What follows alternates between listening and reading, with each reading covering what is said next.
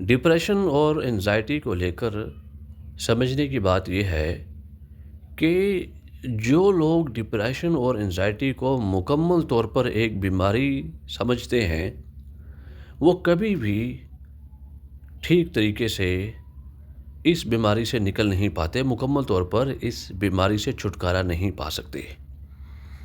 اگر کوئی شخص یہ سمجھتا ہے کہ کوئی خاص دوائی یا ڈاکٹر مجھے ڈپریشن اور انزائٹی سے نکال سکتا ہے تو ایسا ہرگز نہیں ہے۔ جو لوگ ایسا سوچتے ہیں ان کی دوائیوں کی مقدار اور ڈاکٹروں کے چکر بڑھتے چلے جاتے ہیں، اور ڈپریشن اور انزائٹی سے متعلقہ جو بیماریاں ہیں وہ بھی وقتاً فوقتاً بڑھتی چلے جاتی ہیں، مسئلہ حل نہیں ہوتا۔ جو نقطے کی بات یہ ہے کہ بنیادی طور پر مسئلہ بنتا کب ہے،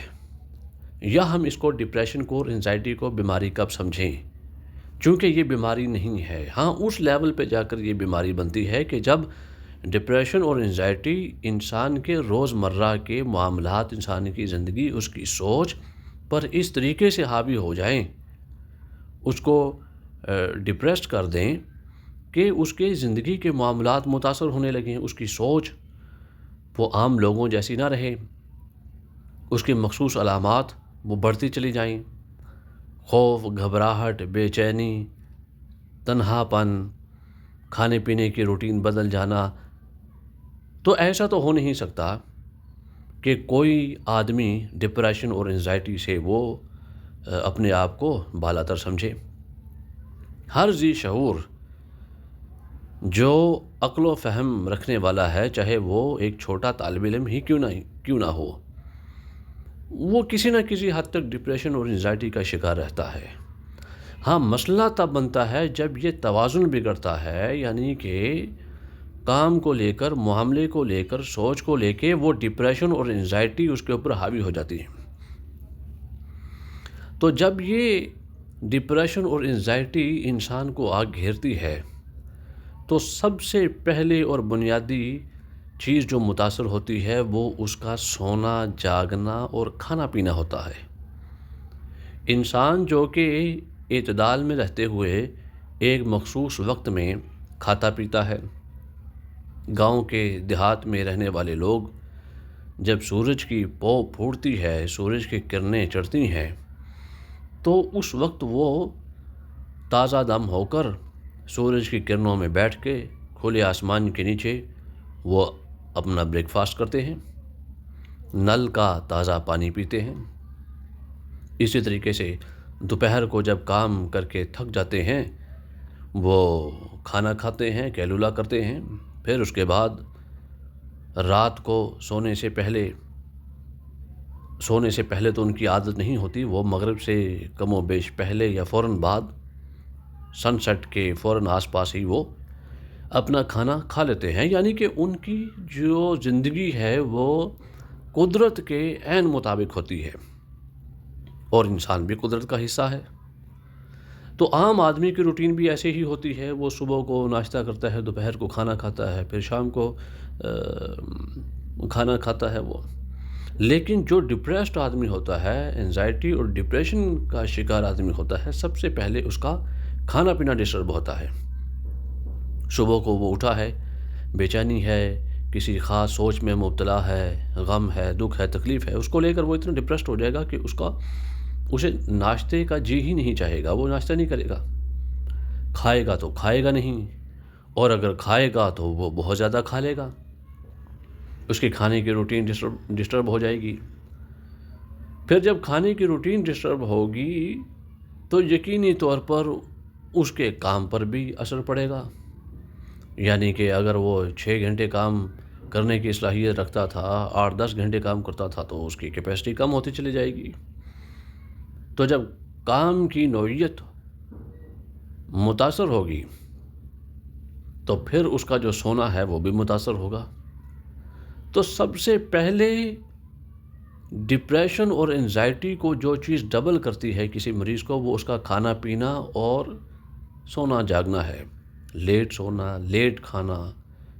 نہیں کھانا تو نہیں کھانا، کھانا ہے تو بس بے تکا کھا لینا ہے۔ تو یہ چیز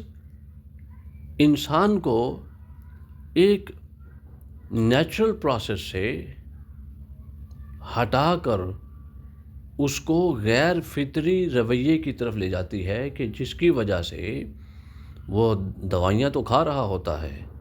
وہ ڈاکٹرز کے چکر تو لگا رہا ہوتا ہے، لیکن جو بنیادی چیز ہے وہ تبدیل نہیں ہو پاتی. کھانے پینے کو دل نہیں کرتا اور پانی وہ کم پیتا ہے. تو جو ڈپریسڈ آدمی ہوتا ہے، انزائٹی اور ڈپریشن کا شکار ہوتا ہے، پھر گاہے بگاہے جب آہستہ آہستہ وہ سگریٹ نوشی کرتا ہے یا کوئی اور ہلکا پھلکا نشہ کرنے لگ جاتا ہے اپنے خیالات کو اسکیپ کرنے کے لیے، تو وہ پانی کم پیتا ہے. بہت سارے فرسٹ سٹیج کے انزائٹی اور ڈپریشن کے پیشنٹ ایسے بھی ڈاکٹرز کے پاس آئے کہ ڈاکٹروں نے صرف یہ کہا کہ آپ 4 سے 6 کلومیٹر روزانہ واک کیجئے اور پانی آپ زیادہ سے زیادہ پیئے تاکہ آپ کو یورین زیادہ آئے. تو جب یورین زیادہ آئے گا، واک آپ زیادہ کریں گے، ایگزاسٹ ہو جائیں گے، تھک جائیں گے اور تھک ہار کر آپ سو جائیں گے. لیکن ہوتا کیا ہے، اب یہاں ایک اور نکتے کی بات ہے کہ عمومی طور پر جو ڈپریسڈ لوگ ہوتے ہیں، انزائٹی اور ڈپریشن کا شکار ہوتے ہیں، ان کا بلڈ پریشر شوٹ کرتا ہے. اب بلڈ پریشر ہائی ہوتا ہے اور بلڈ پریشر ہائی کی جب وہ دوائیاں کھاتے ہیں تو وہ بلڈ پریشر کی دوائی کھانے سے پھر پیشاب زیادہ آتا ہے. تو پیشاب زیادہ آتا ہے تو آدمی مینٹلی طور پر تھوڑا سا ریلیکس فیل کرتا ہے اور اس کا بی پی کم ہوتا ہے، اس کو نیند آ جاتی ہے. تو سوچنے کی بات یہ ہے کہ ایک چیز جو دوائی کھانے کے بعد آدمی کو چند لمحوں کے لیے ہی صحیح راحت و سکون پہنچا رہی ہے، وہی کام وہ دوائی کے بغیر بھی تو کر سکتا ہے. یہاں پہ پرمننٹ پیشنٹس کی بات نہیں ہو رہی. وہ تو جیسے کوئی ڈائبٹک پیشنٹ ہے، کوئی ہارٹ کا پیشنٹ ہے یا کسی اور بیماری میں مبتلا ہے، اس نے تو ظاہر ہے تا دم مرگ جب تک وہ زندہ ہے اس نے بلڈ پریشر کی دوائی کھانی ہی کھانی ہے. یہ عمومی ڈپریشن اور انزائٹی کے پیشنٹ کی بات ہو رہی ہے کہ اگر وہ اپنی چھوٹی چھوٹی چیزوں پر توجہ دے، بجائے یہ کہ اپنے خیالات کے گھوڑے دوڑائے اور اپنے آپ کو ناقابل علاج سمجھے، وہ چھوٹی چھوٹی چیزوں پر اگر توجہ دینا شروع کر دے، مثلاً کھانا پینا ہے، کھانا پینے میں وہ اگر سبزیوں کا زیادہ استعمال کرتا ہے، لیکوڈ انٹیک زیادہ رکھتا ہے، واک زیادہ کرتا ہے، فارغ وقت ہے تو 2 منٹ کے لیے بھی نہیں وہ بیٹھتا، وہ چکر لگاتا ہے، چلتا پھرتا ہے، 4 سے 6 کلومیٹر وہ واک کرتا ہے. اور پھر اس کے علاوہ انسان جب ڈپریسڈ ہوتا ہے، ڈپریشن اور انزائٹی کا شکار ہوتا ہے، یقینی طور پر کوئی شخص کو لے کر وہ ڈپریسڈ ہو سکتا ہے، کسی معاملے کو لے کر ہو سکتا ہے یا کسی بھی چیز کو لے کر وہ ڈپریسڈ ہو سکتا ہے. تو جب تک وہ چیز جو منفی سوچ، ظاہر ہے کہ ایسے ہی تو آدمی ڈپریس نہیں ہوگا، کوئی وجہ ہوگی، تو کوئی شخص وجہ بنا ہوگا، کوئی سوچ وجہ بنی ہوگی، کوئی حادثہ وجہ بنی ہوگی. تو اس کو لے کر اس پیشنٹ کے آس پاس جو لوگ ہوتے ہیں ان کا رویہ بھی بڑا غیر محتاط سا ہوتا ہے. انہیں بھی کسی قدر یہ سمجھانا چاہیے کہ بھائی ڈپریشن کا جو مریض ہے اس کے ساتھ آپ نے ڈیل کیسے کرنا ہے. ترکی بترکی جواب نہیں دینا. اس کا جو کھانا پینا ہے، اٹھنا بیٹھنا ہے، سونا جاگنا ہے، آپ نے اس کے ساتھ ڈیل کیسے کرنا ہے. تو اس سے متعلقہ جو شخص ہوتے ہیں، جو اشخاص ہوتے ہیں، جو لوگ ہوتے ہیں، جو واقعات ہوتے ہیں، وہ بار بار موقع پر اس کی نظر کے سامنے یا اس کے دماغ میں وہ حائل رہتے ہیں.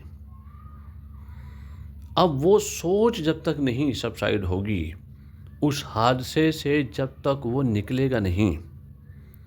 یا اس کے متبادل جس ماحول میں وہ رہ رہا ہے اس کے متبادل اس کو کوئی ایسا سورس یا کوئی ایسا انوائرمنٹ اس کو مہیا نہیں کیا جائے گا، تب بھی وہ اپنے آپ کو مکمل طریقے سے نکال نہیں پائے گا. ایک آدمی کا کمرہ ہے، وہ بڑا گلومی سی اس کی لک ہے، آپ رنگوں سے، چمچماتے رنگوں سے وہ اس کے کمرے کی لک تبدیل کرنے کی کوشش کریں. وہ تنہا ہے، آپ اس کے پاس جا کر اسے سمجھائیں مت. ایک ڈپریسڈ آدمی کو یہ مت بتائیں کہ بھائی ڈپریشن اور انزائٹی کیا ہے اور اس سے نکلا کیسے جا سکتا ہے۔ ہاں، آپ اس کو وہ چیز جا کر بتائیں یا وہ کام کریں اس کے ساتھ، ایسا معاملہ رکھیں کہ جس کے ذریعے سے وہ اپنے ڈپریشن اور انزائٹی کو لمحے بھر کے لیے بھلا سکتا ہے۔ وہ یہ بخوبی جانتا ہے کہ کیونکہ وہ کئی سالوں سے اس مرض سے لڑتا چلا رہا ہے، وہ عقل و شعور رکھنے والا آدمی ہے۔ آپ اس کو جا کر یہ مت بتائیں کہ بھائی ڈپریشن میں یہ ہوتا ہے، انزائٹی میں ایسے ہوتا ہے، وہ یہ علامتیں ہوتی ہیں تو ویسی علامتیں ہوتی ہیں، تو وہ فلانے کو ایسے ہوا تھا، وہ فلانے کو ایسے ہوا تھا۔ بھائی وہ ہر وقت یہی سوچ پالے جا رہا ہے۔ آپ اس کو بھلانے کی کوشش کریں لمحے بھر کے لیے۔ ایک ڈپریسڈ آدمی کے پاس آپ اگر اس کو یہ سمجھا رہے ہیں کہ ڈپریشن کیا ہوتا ہے، انزائٹی کیا ہوتی ہے، اس کی علامات ایسی ہوتی ہیں ویسی ہوتی ہیں، اس کا مطلب یہ ہے کہ آپ گناہ میں برابر شریک ہو رہے ہیں، آپ اس کے مرض کو بڑھاتے چلے جا رہے ہیں۔ آپ اس کو لمحے بھر کے لیے اس کو انٹرٹین کرنے کی کوشش کریں اگر آپ کر سکتے ہیں۔ اور دوسرا یہ ہے کہ آپ ایک ڈپریسڈ آدمی کو، ایک انزائٹی کا جو شکار آدمی ہے، ہم لوگ جو خاص کر اس شخص کے جو رشتہ دار ہوتے ہیں، جیسے جیسے اس کی مرض بڑھتی چلی جاتی ہے ویسے ویسے آس پاس کے لوگ کنارہ کشی اختیار کرنے لگتے ہیں، اس کو سمجھتے نہیں ہیں، اس کو ٹائم نہیں دیتے کہ جی یہ تو بیمار ہے، یہ تو اس کو تو نفسیات کا مسئلہ ہے۔ ہاں، اب ایک ڈپریسڈ آدمی اگر کہیں سے یہ سن لے کہ جی مجھے یہ کہا جا رہا ہے کہ میں نفسیاتی آدمی ہوں، یقین جانیے کہ اسے وہ شخص زہر لگے گا، اندر سے اس کا دل کرے گا کہ میں اس شخص کو قتل کر دوں کہ جو مجھے کہہ رہا ہے کہ اس کو نفسیاتی مسئلہ ہے۔ اور پھر یہ کہہ کر آس پاس کے رشتے جان چھڑانے لگتے ہیں کہ جی یہ تو بہت چڑچڑا پن ہے، ہم نے اس کو علیحدہ کمرہ ایک دے دیا ہے، روم دے دیا ہے کہ آپ یہاں پہ اکیلے رہیں جیسے مرضی، ہم تو اسے کچھ کہتے ہی نہیں، ہمارا تو اس کے ساتھ لینا دینا کوئی ایسا ہے ہی نہیں، کبھی ہم نے اسے پوچھا ہی نہیں، کبھی سوال و جواب کیے ہی نہیں، کبھی حساب مانگا ہی نہیں۔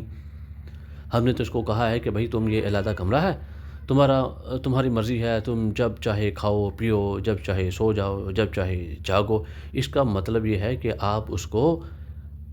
چاہتے نہ چاہتے ہوئے اپنے ہاتھوں سے پوری طریقے سے کوشش کر رہے ہیں کہ وہ اپنی جان سے ہاتھ دھو بیٹھے۔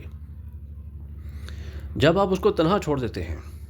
وہ پہلے ہی اس کی روٹین خراب ہے، نہ اس کے سونے کا کوئی ٹائم ہے، نہ جاگنے کا ٹائم ہے، نہ کھانے پینے کا ٹائم ہے، تو جب آپ ایسا کریں گے کہ بھائی اسے ٹائم دو، اسے اکیلا چھوڑ دو، اسے تنہا دو، اسے تنہا کر دو، یعنی کہ اسے آپ تنہا رہنے دو، اس کا مطلب یہ ہے کہ آپ نے اسے چھوڑ دیا ہے اس کے حال پر۔ اور ہمارے معاشرے میں بڑی بدقسمتی سے یہ رواج عام چلتا چلا جا رہا ہے، اور نہ ہی کاؤنسلنگ کی جاتی ہے۔ ہاں، ڈاکٹرز تو بہت بیٹھے ہوئے ہیں، ہاسپٹلز بھی بہت زیادہ ہیں نفسیاتی مسائل کو لے کر، لیکن جو اس مریض کے ساتھ آ رہے ہیں ان کی بھی تو لمحے بھر کے لیے کاؤنسلنگ ہونی چاہیے نا، کہ بھائی بتاؤ نا، تم بھی ذرا حساب دو نا، تم ہو سکتا ہے کہ وہ جو آس پاس پھر رہے ہیں انہی میں سے کوئی ایسا جراثیم ہو کہ جو وجہ بن رہا ہو اس کے ڈپریشن اور انزائٹی کے لیے۔ کم از کم انہیں بھی کاؤنسلنگ کی ضرورت ہونی چاہیے، انہیں بھی پتہ ہونا چاہیے۔ تو ایسے ادارے بھی بننے چاہیے۔ بلکہ میں تو یہ سمجھتا ہوں کہ جب کہیں کسی گھر میں کوئی انزائٹی اور ڈپریشن کا پیشنٹ ہے تو اس کے گھر والوں اس گھر والے کے تمام افراد کے اوپر یہ لازم ہونا چاہیے کہ جی وہ فلاں ادارہ ہے، ہم نے بنایا ہے، وہ آپ کی کاؤنسلنگ کے لیے ہے کہ آپ ایک ڈپریسڈ اور انزائٹی کے شکار پیشنٹ کے ساتھ کس طریقے سے پیش آ سکتے ہیں، آپ اس کی زندگی کو کس طریقے سے آسان بنا سکتے ہیں، آپ اس کو کس طریقے سے ریلیف فراہم کر سکتے ہیں۔ کیونکہ ایسا ہرگز نہیں ہو سکتا کہ آپ ایک ڈپریسڈ مریض کو اس کے حال پر چھوڑ دیں اور اس سے جو متعلقہ لوگ ہیں وہ اس سے کنارہ کشی اختیار کر لیں۔ تو وقت کی ایک ضرورت ہے، بحث تو بہت لمبی ہو سکتی ہے، لیکن وقت کی اہم ضرورت یہ ہے آج کے دور میں کہ جتنی توجہ ڈاکٹر ایک نفسیاتی مریض کو لے کر دے رہا ہے ایک ڈپریشن اور انزائٹی کے شکار مریض پر وہ توجہ دے رہا ہے، اس سے کہیں زیادہ توجہ ان لوگوں پر دینے کی ہے کہ جن کا تعلق ایک ڈپریسڈ اور انزائٹی کے شکار مریض سے ہے، جو اس کے ساتھ رہتے ہیں۔